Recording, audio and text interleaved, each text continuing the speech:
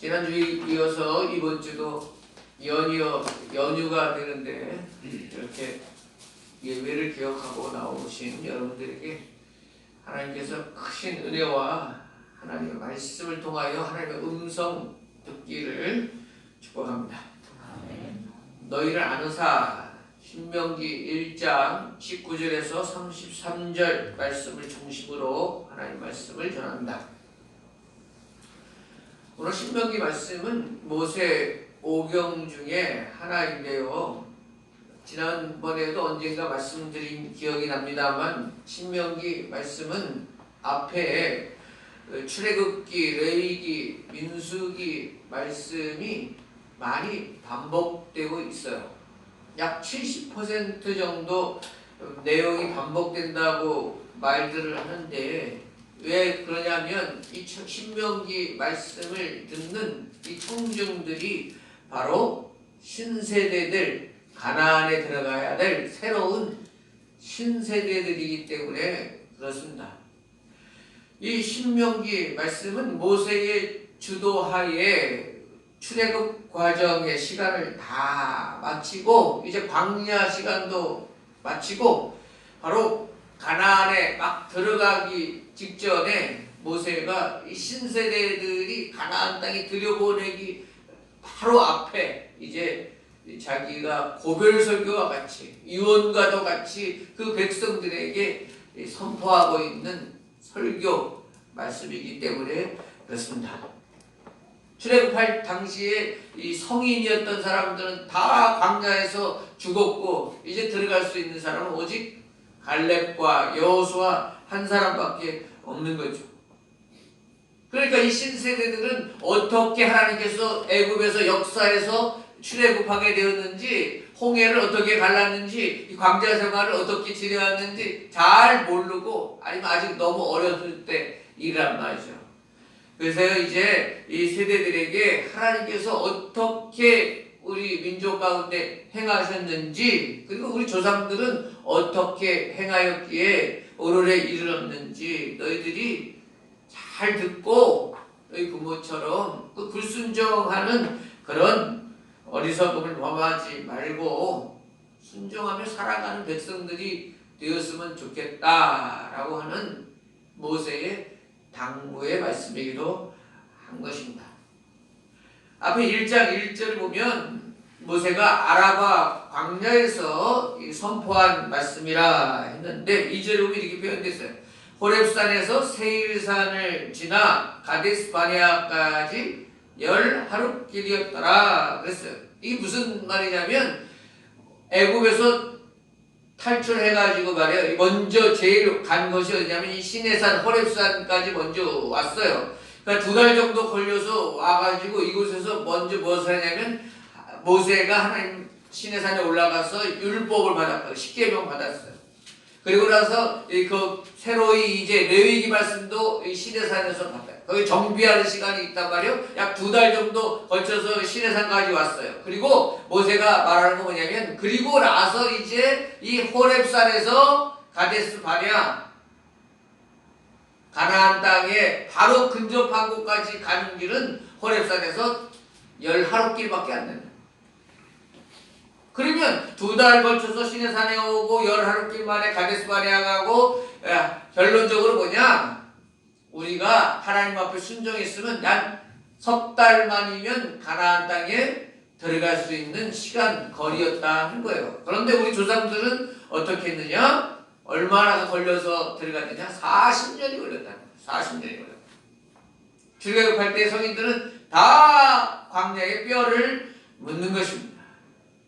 그 계기가 되는 사건을 모세는 제일 먼저 1장을 열면서 후손들에게 이야기하는 거예요.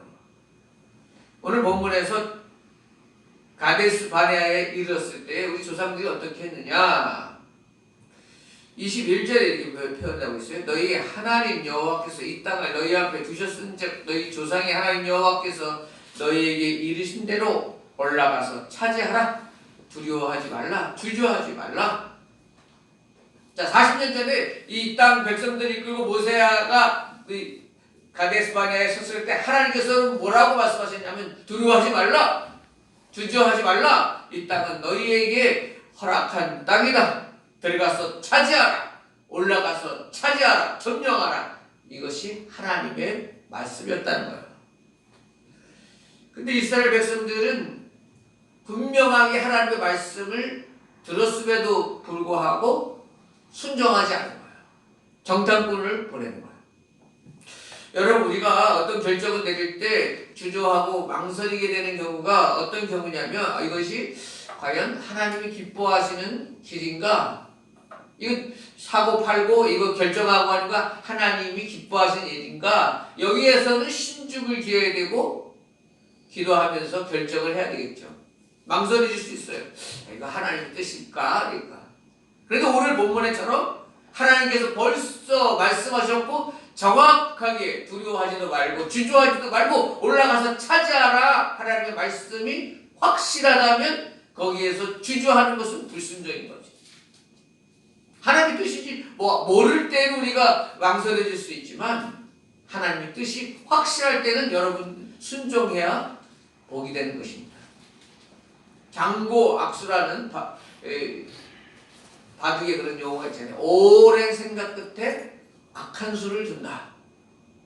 그러니까 많은 생각을 하면서 이런저런 상황을 살핀다고 하는 것이 신중을 기한다는 것이 도리어 불순종의 길을 가게 된다는 거예요. 정탐꾼을 보내는 이스라엘 백성들의 모습을 보세요. 지난번에 제가 여호수아 말씀드릴 때 기생 나합의 경우에 정탐꾼을 보내는 것에 대해서 하나님께서 뭐라고 말씀하시지 않아요. 군사작전상 꼭 필요한 것이라고 말씀도 드렸어요. 왜? 그때는 하나님께서 말씀이 없었거든. 명령하지 않았잖아요. 그러나 오늘은 다른 겁니다. 우리의 경험으로, 우리의 지식으로 이거 안 되지, 이거 힘든데 라고 생각하는 일이 있다 할지라도 하나님께서 말씀으로 확신을 주신다면, 하나님께서 말씀으로 인정해 주신다면 이것은 믿고 순종하는 길을 걸어가시기를 바랍니다. 자, 이스라엘 백성들은 하나님의 말씀이 확실한데도 22절 이하에 보면 가나안 땅에 정탐꾼을 먼저 보내기로 하자. 그래서 그 땅을 어떤 길로 올라가야 될지, 어떤 성읍으로 진행해야 될지 결정하자.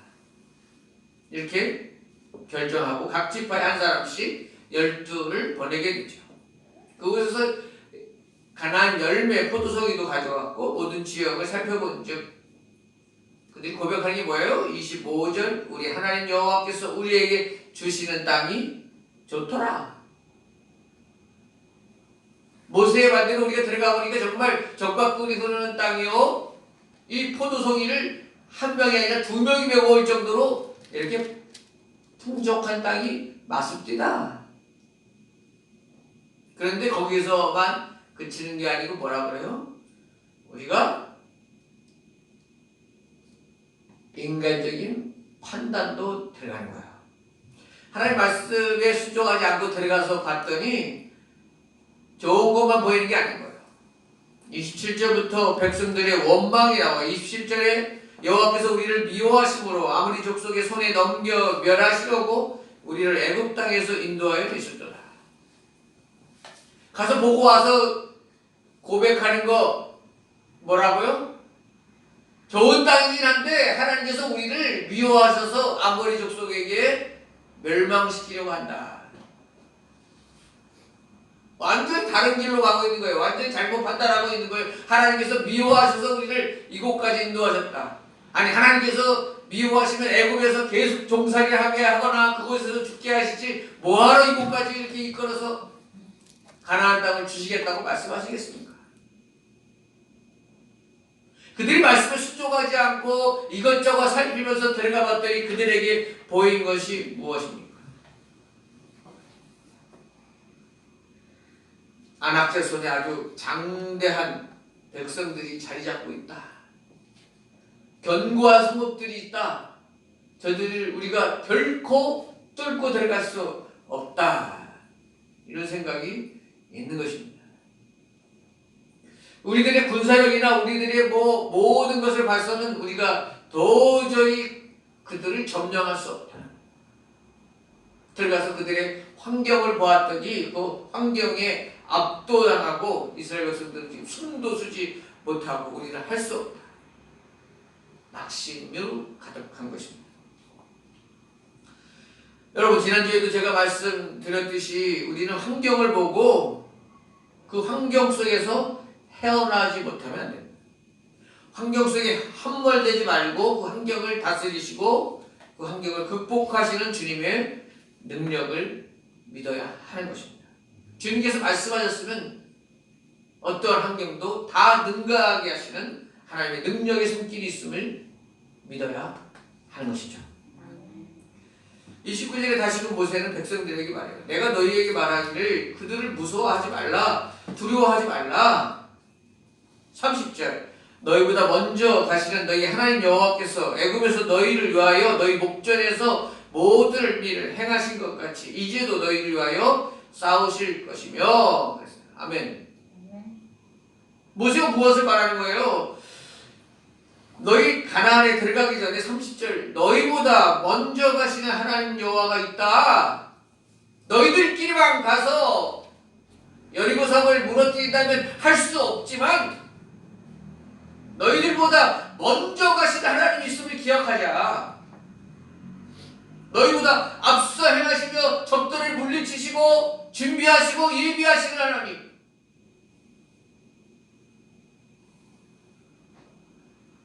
그 하나님의 손길이 있음을 여러분 믿으시기를 축복합니다. 아멘. 우리가 두려워하는 이유는 내가 살아가야 하는 모든 일들이 내가 결정해야 되고 내가 그걸 헤쳐나가야 되고 내가 극복해야 나가야 되고 그때 두려운 것입니다. 내가 과연 잘할 수 있을까? 내가 이 문제를 해결할 수 있을까? 이 시험을 내가 통과할 수 있을까? 다 내가 한다고 생각하니까 힘이 든 거야. 그러나 오늘 말씀처럼 먼저 가서 행하시는 여호와, 우리보다 먼저 행하시는 주님의 손길이 있음을 여러분 믿으시기를 바랍니다. 우리가 기도할 때 먼저 주님이 나보다 앞서서 벌써 그곳에 가셔서 거기를 평탄케 하시고 모든 악한 세력들을 막아주시고 그랬는데 우리에게 언제나 일어나는 것입니다. 또 무엇을 말씀하세요? 30절에 애굽에서 너희를 위하여 너희 목전에서 모든 일을 행하신 것 같이 이제도 너희를 위하여 싸우시리라. 이 어리석은 백성들아, 하나님께서 어떻게 출애굽시켰는지 그것을 벌써 잊어버렸는가? 애굽에서 10가지 재앙을 일으키신 이유는 이를 통해서 능력을 행하신 하나님의 손길을 보라고 함이 아니겠는가? 하나님께서 어떻게 홍해를 가르신 것을 벌써 잊었는가? 하나님께서 뒤따라오는 애굽의 전차와 병사들을 어떻게 수장시켰는지 그것을 왜 잊고 있는가? 이렇게 모세가 말하고 있는 거예요. 이렇게 말씀하시잖아요.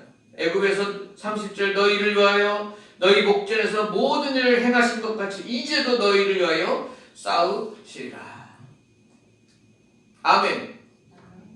여러분들 앞날에 하나님께서 행하신 것처럼 앞으로도 행하실 것을 믿습니까? 아멘. 아멘. 믿으시기 바랍니다. 하나님의 전능하신 능력은 옛적의 전설 따라 삼천리 같이 신화적인 것이 아니다. 이 성경의 말씀은 옛날 일로 그냥 신화와 전설같이 그냥 적어놓은 것이 아니다. 지난번 말씀드렸던 것처럼 하나님 안에서는 시간은 의미가 없다. 4000년 전의 일이나 2000년 전의 일을 하나님께서는 어제의 일같이 기억하시고 역사하시는 분이시다 하는 거예요. 그런데 이스라엘 백성들은 이 32절 이 일에 너희가 너희 하나님 여호와를 믿지 아니하였더라. 믿음이 없어요. 믿음이 없어요.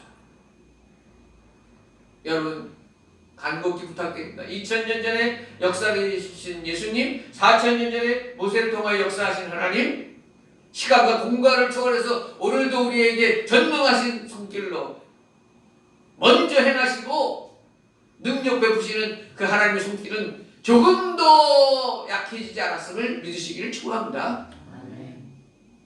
오늘도 여전히 하나님의 능력이 나타나. 그런데 오늘 제가 전해드리려고 하는 말씀의 핵심이기도 한 말씀이 31절. 광야에서도 너희가 당하였거니와 사람이 자기의 아들을 안는 것 같이 너희 하나님 여호와께서 너희가 걸어온 길에서 너희를 안으사 이곳까지 이르게 하셨느니라. 이스라엘 백성들아, 지금 너희들이 이곳까지 온 것이 그냥 온 것이 아니요. 홍해를 가르고 광야 생활 속에서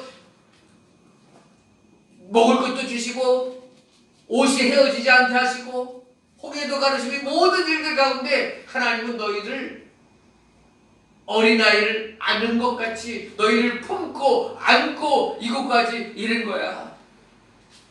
적박한 광야길을 걸어도 너희들이 혼자 걸어간 것이 아니야. 진유리를 품고 안고서 이곳까지 이른 줄을 꼭 기억하라 이렇게 말씀하고 있는 겁니다, 여러분. 올해 은퇴하시는 목사님 장로님들이 52년생입니다. 52년 만 70 되시는 분들이 올해 은퇴하시는데 그분들 말씀이 전쟁통이라 6.25 난리통이라 호적이 잘못된 사람들이 유난히 많은 시기라고 그럽니다. 전쟁 피난 가느냐고 호적을 제대로 못하고 사무직원들도 없고 그래서 6.25 동란 중에 태어난 52년생 그분들은 어떻게 살아남은 겁니까? 전쟁 중에 그 아기를 품고 피난 가고 품고 보호하는 어머니 아버지의 손길이 있었기 때문에 그 전쟁통에서도 살아남은 것 아니겠습니까? 이처럼 오늘 하나님께서는 이스라엘 백성들을 40년의 시간을 보내면서 이렇게 표현한다 하는 거예요. 사람이 자기 아들을 안는 것 같이 너희 하나님 여호와께서 너희가 걸어온 길에서 너희를 안으사 이곳까지 이르게 하셨다. 이건 여러분들 개인 한 사람에게 똑같이 적용할 수 있는 거예요. 여러분들 70, 80 평생 가운데 하나님께서 여러분들을 안으사 이곳까지 이르게 하셨습니다. 이런 고백이 여러분들에게 있기를 축복합니다. 어떻게 삶에 자기가 어땠든지 얼마나 힘들고 고되고 어려웠든지 상관없이 그곳에서는 여러분들이 혼자 있는 시간이 아니었어요. 주님이 품고 안고 이곳까지 이른 것입니다. 병아리는 밖에 폭풍우가 치는지 솔개가 어미락을 노리는지 엄마 품에 있는 병아리는 관여하지 않습니다. 비바람이 쳐도 엄마 품에 있으면 병아리는 안전하고 포근함을 느낍니다. 왜? 자기 엄마가 지켜주니까. 아니 하물며 병아리도 암탉이 평안함을 느끼는데 우리는 이 천지를 지으시고 다스리시는 하나님 품에 안겨있는데 평안함을 느껴야 하지 않겠습니까? 담대한 마음이 있어야 되지 않겠느냐 하는 것입니다.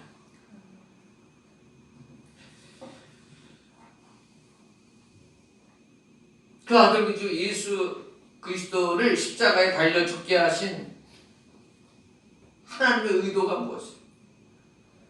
그만큼 우리를 사랑하는 존재라는 거예요. 예수님을 희생시키시기까지 우리를 포기할 수 없는 존재라는 거예요. 자기 아들을 죽이시고 우리를 살리실 만큼 우리를 사랑하신다는 증거가 아니겠냐 하는 것입니다. 그처럼 생명 바쳐 예수 그리스도의 생명 바쳐 얻은 우리들을 어찌 사랑하지 않겠습니까? 어찌 돌보지 않겠습니까? 오늘도 안고 보호하고 우리를 지켜주시지 않겠느냐 하는 것입니다.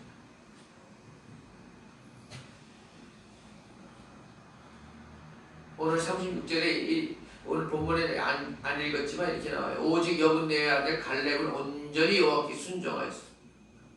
가나안에 들어간 사람 있어요? 여호수아와 갈렙. 그의 특징이 뭐라고요? 온전히 순종하는 길을 걷다. 날마다 우리를 안고 우리를 책임지시는 주님 품 안에 있으면 우리가 어떤 길을 걸어야 되겠어요?